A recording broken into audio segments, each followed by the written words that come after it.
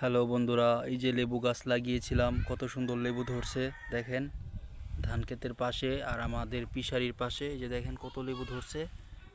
বেশি দিন হয় নাই লেবু গাছটা এখানে লাগানো হয়েছে, দেখেন কত লেবু ধরছে। তারপর হচ্ছে টমেটো, টমেটো প্রায় শেষ। এই যে দেখেন টমেটো কিন্তু প্রায় শেষ হয়ে গেছে। তারপরে এদিক দিয়ে বেগুন গাছ আছে, বেগুন ধরছি তো নিয়ে গেছে কালকে। তারপরে যে দেখেন ঔষধি গাছ আছে পাশে, এই যে।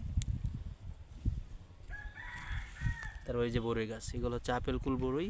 দেখেন একসাথে কতগুলা টমেটো ধরছে, দেখেন কত সুন্দর টমেটো, দেখছেন কত পাকা টমেটো।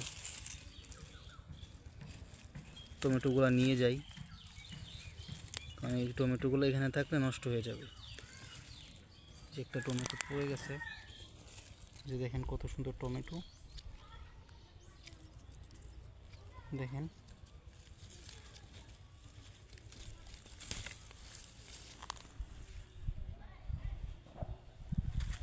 দেখেন ডিমের মতো কতগুলা টমেটো ধরছে, আর এগুলা সবগুলো হচ্ছে আপেল কুল বড়ই।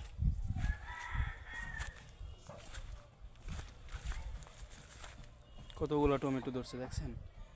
এভাবে আপনারা পুকুর পাড়ে এভাবে টমেটো গাছ, শিম গাছ, তারপর হচ্ছে পেঁপে গাছ, কুমড়া গাছ, মিষ্টি লাউ যেইগুলো আছে সেগুলো পুকুর পাড়ে লাগাবেন, দেখবেন ভালো ফলন হবে। যে দেখেন পেঁপে, পেঁপে ধরবে কয়দিন পর, এখন ধরতেছে ছোট ছোট পেঁপে। ওই যে দেখেন মিষ্টি কুমড়া গাছ।